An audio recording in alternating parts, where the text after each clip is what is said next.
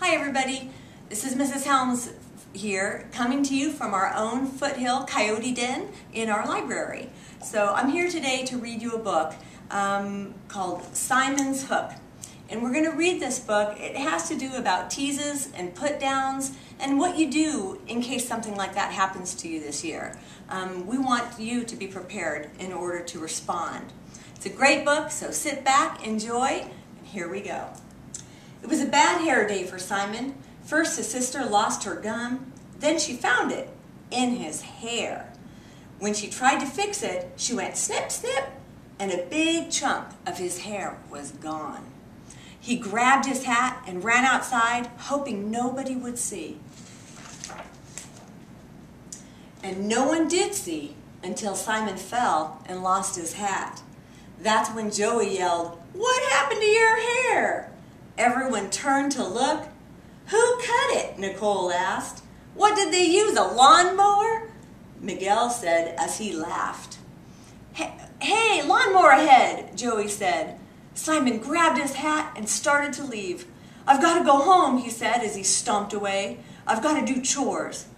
"Don't forget to cut the lawn," said Nicole. Everyone laughed. Everyone but Simon. Simon ran and ran. He ran until he couldn't see his friends anymore. "Why did they make fun of me?" he yelled. "Why don't they just leave me alone?" Simon was so mad he didn't even see his Grandma Rose until he ran into her. "Whoa!" she cried. "What's the hurry?" "I'm going home," Simon cried. "Why?" asked Grandma Rose. "What's wrong?" "I'm having a bad day," said Simon. "A bad hair day." "What's wrong with your hair?" she asked. Simon took off his hat. "Oh," said Grandma Rose, "I see." Simon told her about the gum and his sister's haircut. Then he told her what happened at the park. That's too bad," she said. "Yeah, and they'll tease me again," said Simon, "and I don't know what to do." Grandma Rose shook her head. "You do have a problem." Then she asked him something really strange. "But why do you bite?" "Bite?" cried Simon. "I didn't bite anyone." No, that's not what I mean. "I know you didn't bite anyone," she said. "What I mean is, well, wait here. I'll be back in a minute." Grandma Rose disappeared into her garage, and when she returned, she was wearing a fishing outfit. On the end of her fishing line was a piece of paper.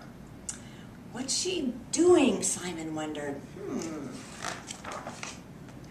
"You see, Simon," Grandma Rose said as she cast out her line, "when people tease you, it's like they're throwing out a hook to see if you'll chase it and bite it." "Oh," Simon said as he watched the hook fly through the air. "Now I see what you're doing. This is a lesson." "That's right," said Grandma Rose with a wink. "It's a fishing lesson. Today they made fun of your hair," she said, as she dangled the hook in front of Simon. "They called you lawnmower head, and you bit." "I sure did," he said. "Well then," said Grandma Rose, "grab the hook." Grandma Rose pulled Simon around the patio. "I've caught you," she said. "You're not a free fish anymore." "But what else can I do?" cried Simon as he flew through the yard. Grandma Rose put her fishing pole aside and sat down. "Well, I know a story that might help," she said. "It's a fish story. Would you like to hear it?" "Sure," said Simon. Grandma Rose took a sip of lemonade and began to talk. Once upon a time there was a famous fishing spot. People came from miles around to tease the fish with their hooks. When the fish bit, the people would reel them in. Many fish were caught. There were a lot of insults thrown out, you see. All the fish hooks were insults, and there are a lot of fish that would bite those hooks. "These fish are biting everyone," the fisherman would say. "Boy, this is easy. They just cast their hook out and snag all these fish."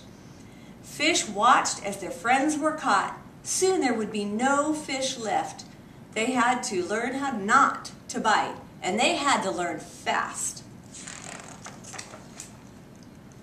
So they talked to the older fish, they talked to the sea creatures too, and they asked questions, and they took notes, and they studied hooks, and they learned.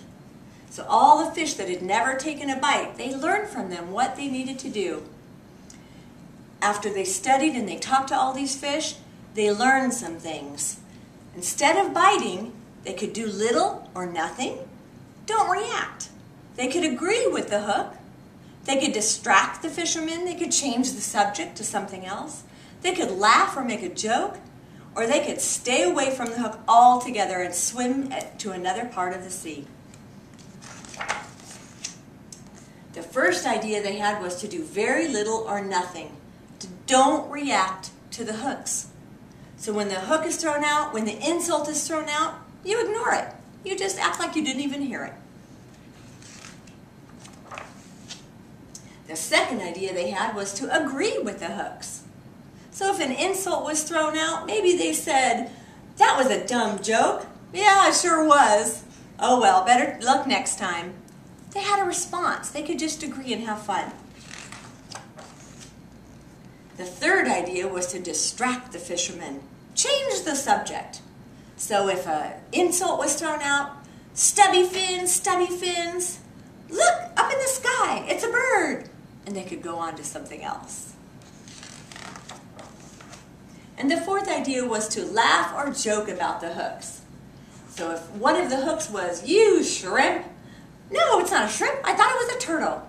They could make a joke and turn it around for them. And the fifth idea was to just stay away, swim in another part of the sea.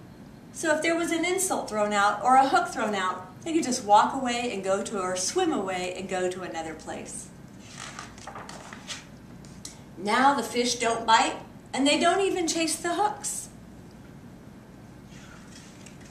Lot happier fish in that sea. Grandma Rose leaned back and smiled. "And that's how the fish learned to stay free," she said. Simon thought for a minute. He thought about the hooks and the fish. He thought about how fish learn not to bite. Then he said, "They can tease me all they want. I won't bite. I'm going to be a free fish too." "Good for you," said Grandma Rose. Simon jumped up and ran to the playground. He couldn't wait for someone to say something about his hair. He didn't have to wait long. As Simon ran up, someone yelled, "Hey, Lawnmower Head is back." "Yep, I'm back," said Simon. "How's the hair?" Miguel asked. "Well, it's still on my head," said Simon. "At least what's left of it." Simon and Miguel laughed. "Did you mow the lawn?" Nicole asked. "No way," Simon cried. "It might end up looking like this," he said, pointing to his head. Now everyone laughed. "Come on, let's play," said Joey as they threw Simon the ball. Simon was a free fish. Can you be a free fish? If someone throws an insult at you, do you have those 5 steps? You could choose those 5 different options as to what to do. Our goal is that everyone will be a free fish. We'll end it with a poem, Grandma Rose's poem, a free fish poem. When people tease you, there's much you can do. As Grandma Rose says, it's all up to you. You can do very little or something, sometimes agree that maybe you could show that about me. Try to distract them or laugh with them too, or just stay away, maybe what's best for you. There are many ideas to choose from, you see. When you learn not to bite, you learn to swim free. So we hope that you swim free.